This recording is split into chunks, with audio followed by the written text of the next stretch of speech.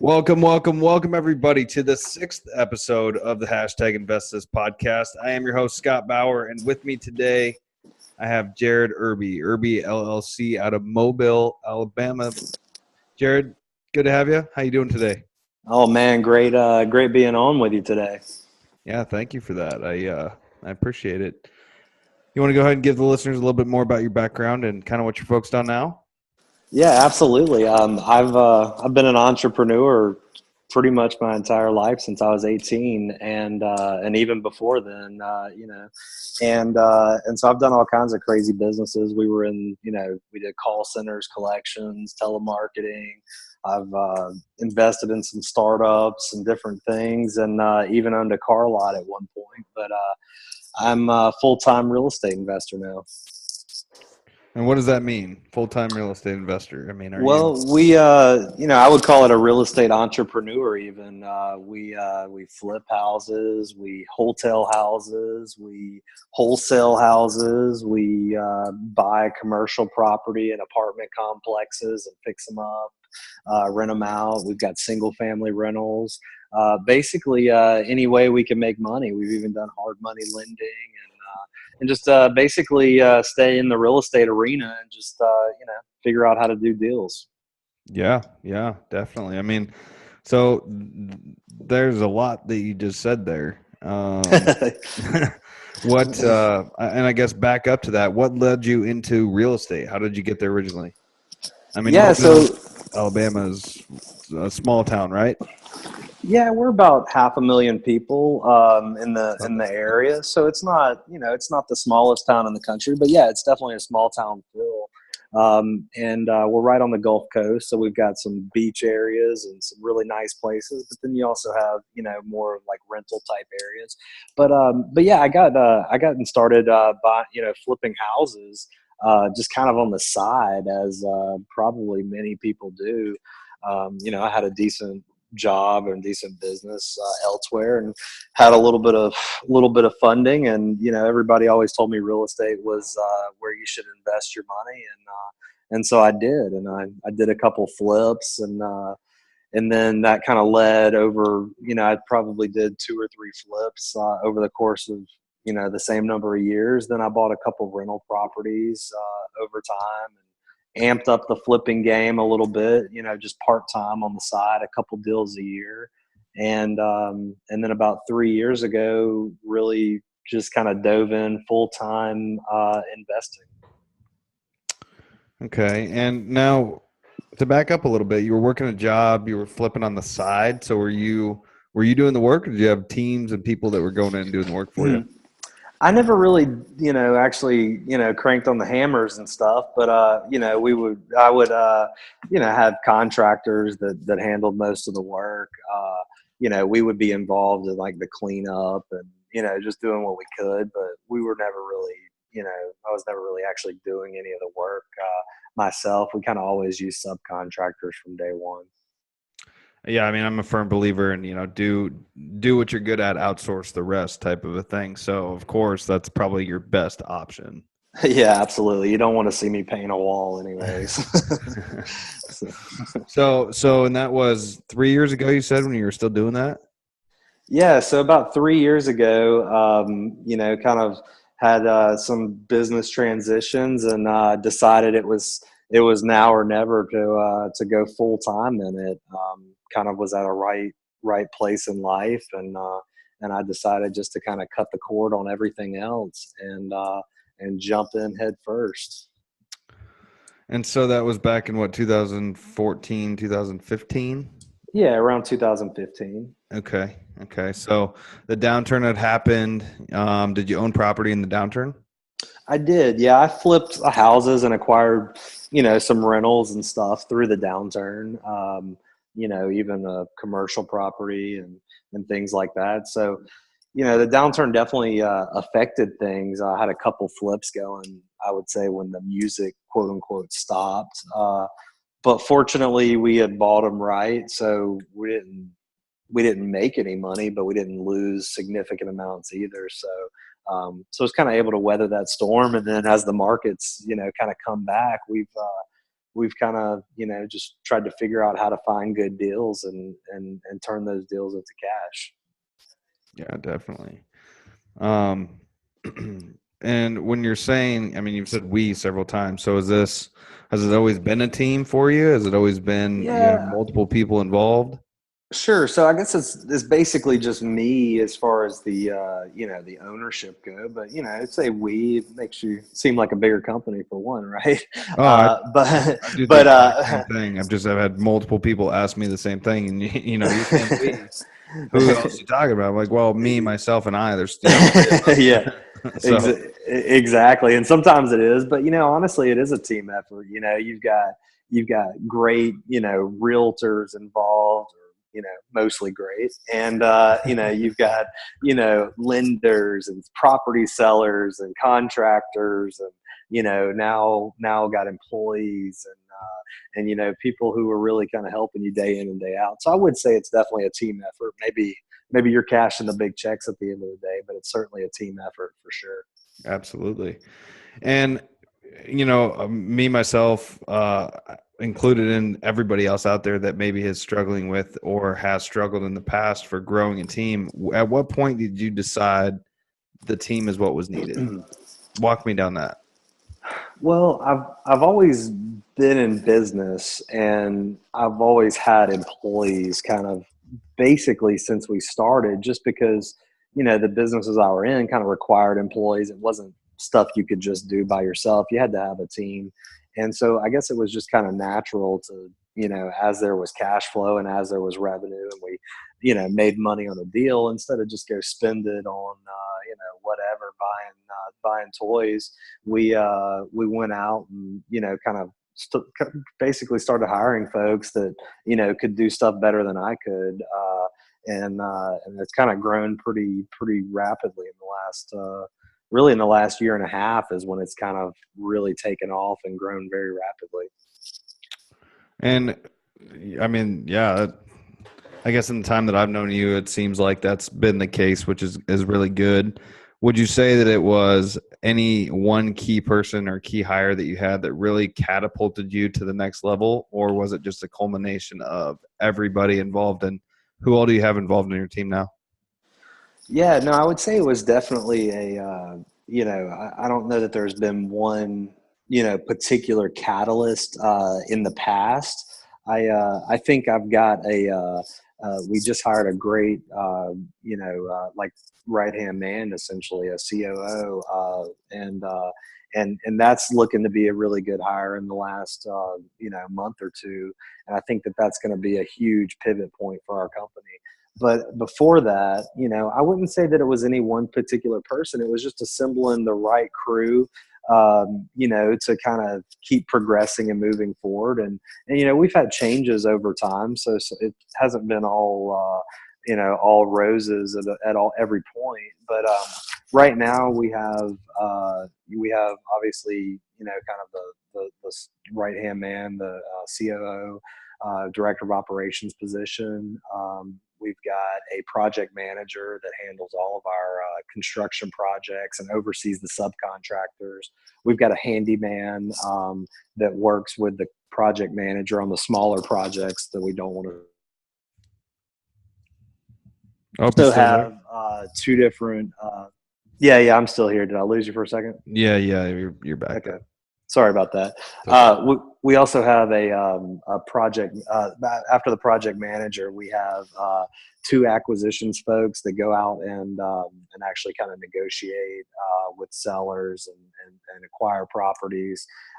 We just hired a new person to actually go out and sell the properties to other investors wholesale. He should be starting in the next week or two, and that could be a game changer as well. And then we have a lead intake person who kind of handles all of our leads coming in, follows up over the phone with folks, and then we also have a couple of admin and office manager type positions that collect rent, follow up on keeping us in order, closings, all that kind of stuff. So if my math is that 7 or 8 people then total? We've got 8 people and one on the way. So 9 people. So growing. And That's definitely fantastic. I mean, that's a pretty good size amount of people. Are all those people on salary? Yeah, all of those are, and then of course we've got contractors and things like that, bird dogs, and people that are 1099 type folks. Definitely. So, out of all the things, flipping, wholesaling, apartment syndication, rentals, things like that, what is the percentage? I mean, where do you put your primary focus? What's the big money maker for you? Our wholesaling is really kind of the bread and butter that keeps the whole machine going. No Um, surprise. yeah, and that kind of creates the consistent cash flow and lets us be able to really kind of build our deal funnel up. But then we kind of pick off the deals as we can to add on rentals when it's kind of a cash intensive game. And, when you have money, you buy rentals, and when you don't, you wholesale or you flip. You're kind of, I think, in a similar boat, and so we kind of do what we got to do every month, to stay alive and keep growing. And so the flipping and the wholesaling is pretty much what keeps the lights on. And I feel like the bigger commercial deals and the rentals and things like that is kind of where long-term wealth is created, in my opinion. Yeah, I would agree with that 100%. Yeah, and matter of fact, when I met you, we talked about your apartment that you had. You still have that?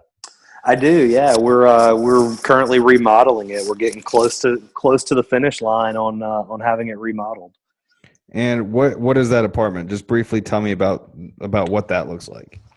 So that's that particular deal you're talking about is a 64 unit apartment complex here in actually Saraland, Alabama, which is just a suburb of Mobile, kind of a blue collar industrial type area, but with a good school system. And so that property was pretty worn down and mismanaged, and it was about 50% occupied when we purchased it, and really needed a lot of work on the vacant units. There were some roof leaks and plumbing issues and things like that that caused some of the units to be complete gut jobs down to the studs. So we've gone in and we're renovating, I believe, 35 units of the 64 right now. We had to evict a few people that weren't paying, kind of stabilize the property, get it cleaned up, fix a lot of deferred maintenance, new roof on the entire complex, just a ton of small things on top of all the major stuff. And then on top of that, remodeling all the units themselves. So, on the acquisition of that property, I assume that you got a pretty good deal on it, given it was only 50% full. It did, had a lot of deferred maintenance. Couple of questions: one, how did you find it? And two, did you buy it? Did you bring in investors to buy it? How did that happen? Yeah, so I found that just really through kind of networking, and we had bought a smaller complex from the same seller previously, really a couple, 2 months before. So there was a contract. Somebody already had a contract to purchase this particular property. And that contract fell out. So we stepped in and stepped up to the plate and took a swing at it, and got the deal done. So yeah, it needed quite a bit of work, and being 50% occupied, it was, it's definitely a risk to a bank. So, so me and another partner partnered up together to take that one down. So it's kind of just two people involved in it instead, as opposed to a big syndication. Yeah, and that's, I mean, probably easier. You don't want to have a lot of people. You gotta. Yeah. I mean, you get into a big syndication and there's a lot of moving pieces. It can be very lucrative for sure. But when you're operating on really compressed timeline to get such a good deal, to me, it was more valuable to, have one person to take it down with, and have a little more risk in it myself, as opposed to, syndicating the entire thing, taking a lot of time. That's more for a stabilized property, in my opinion. This is more of a flip, almost, if you will. Is that kind of the game plan? You're going to finish the remodel and turn around and sell it? I don't know. We don't have to sell it. I like the cash flow. I've got a lot of other rentals and stuff, and so I'd like to keep it. And I think my partner would too. And I think we're kind of undecided on exactly what to do. Obviously, if someone wants to write an insane check for it, we're not going to turn that down. but Yep. if that doesn't happen, we'll probably refinance it, get our money out, and have it there as a nice performing asset and move on to the next deal. Yeah. So if we do flip it, we'll probably 1031 it into another property. Definitely. Yeah. I mean, that's one of those things where the good thing about that is you have options, which is great. I mean, the cash out refis, I think, while interest rates are still relatively low, it's still a good time to refi and do that. Matter of fact, a partner and I are, we just started our search right now. We're going to be buying an apartment building here real soon. So nice. Well, good luck, man. Where are you? What market are you thinking? Right here in my backyard, brother. Awesome, man. Yeah, I think that's the best place to do it. Frankly, is where you can get your eyes on it and keep your hand in the pot on it. Yeah, absolutely. I'll feel the most comfortable doing that, and so excited. We have a lot of the pieces that are already in place, and so really just excited about it. Yeah, great. Yeah, awesome. So I'll keep you posted on that. But so now you've built up. You're going to have 9 people. You're doing several different types of the investment. What's next? What's next for the Irby LLC? Well, it's top secret, man. I'm just picking. No, we're gonna just kind of keep. We're trying to really get our processes dialed in. I feel like we definitely are good at doing deals, and clearly we've made a little bit of money and are kind of moving in the right direction. But our processes and systems have been really sloppy so far. I'm not really an organized person, and I tend to go a lot of different directions. So really, what we've been working on the last few months, maybe the last 2 months, is really just dialing in, automating as many parts of the business as we can, simplifying a lot of parts of the business.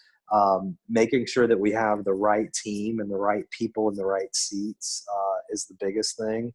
And so we brought on some new faces. We've transitioned a few folks away, and we're really just trying to get that core group just humming along, get the machine kind of moving in one direction.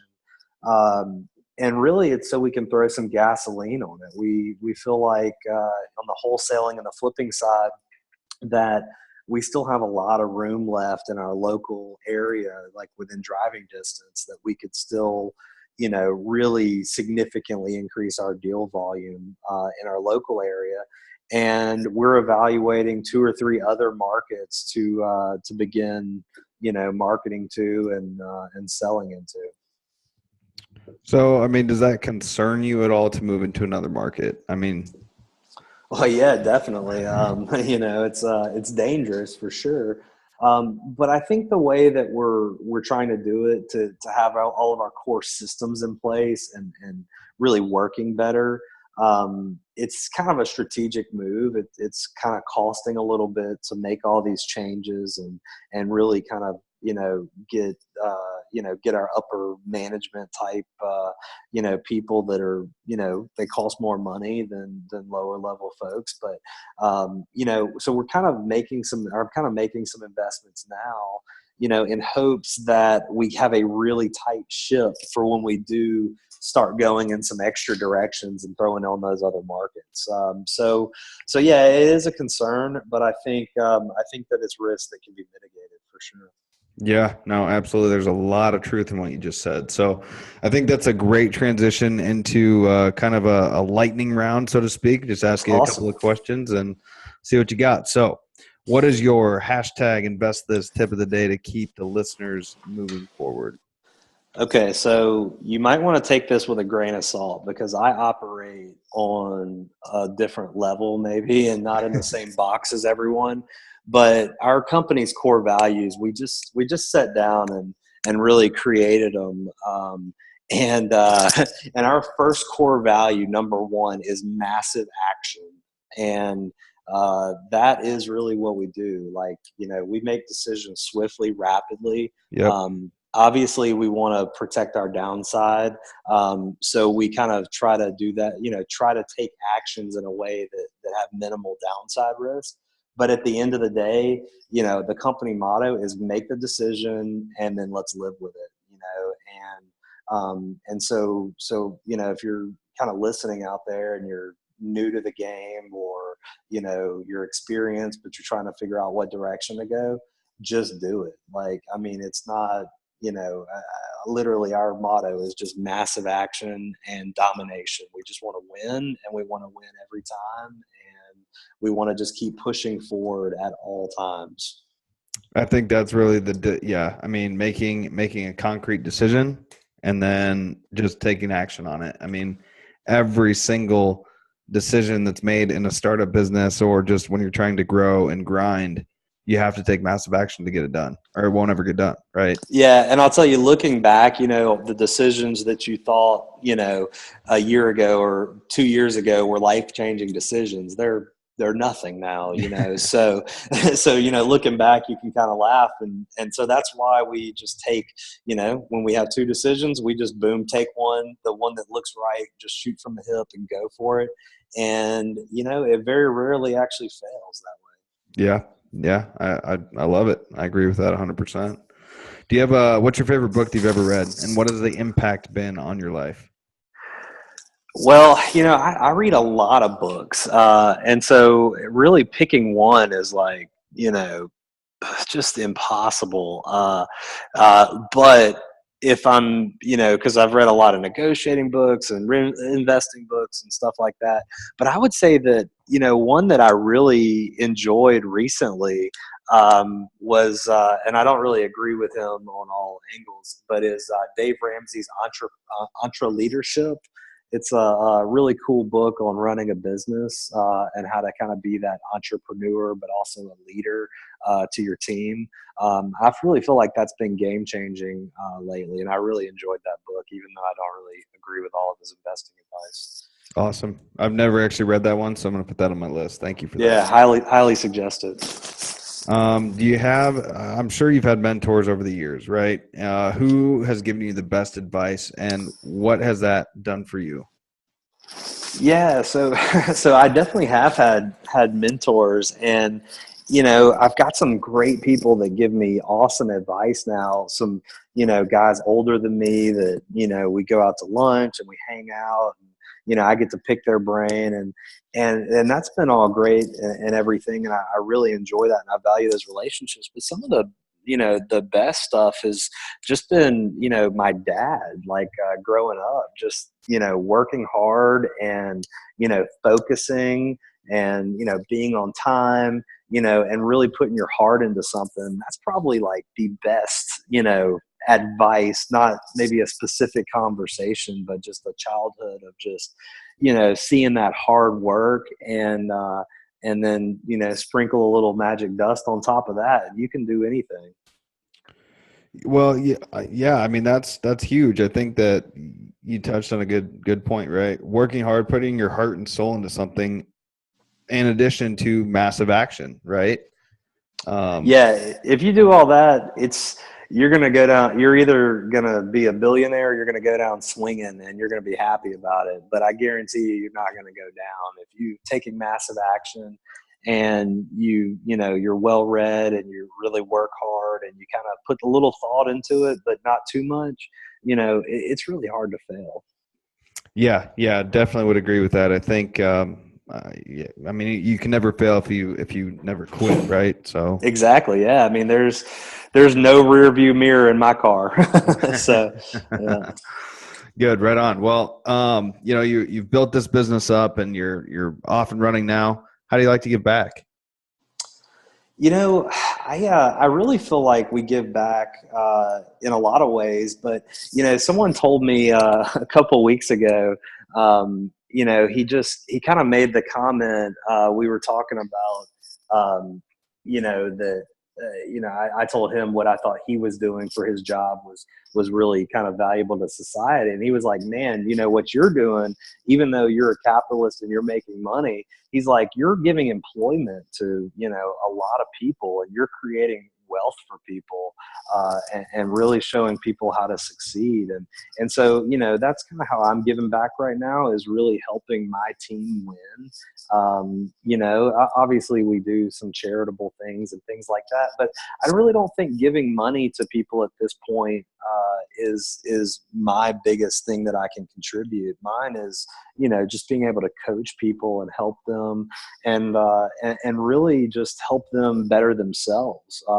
Not to control anybody, or not for me to make any more money, which it actually does happen that way by giving back, but really just kind of building up a team of leaders. I really see that now that I've been focusing on it for a few months now. Man, it's just paying huge dividends for everyone personally, and also for the business, and for me, me personally as well. So. Yeah, no, I think once again, a lot of truth there. And giving back doesn't always have to be about money. For an example, this podcast and the listeners that are listening to us now, I'm doing this podcast. One reason is to give back, because I've learned a lot from listening to podcasts. And so I think there's a ton of value in conversations that we're having right now, and to have guests like yourself on to give your 2 cents, right? Yeah, absolutely. I used to kind of think, you kind of keep your cards up your sleeve and don't show anybody.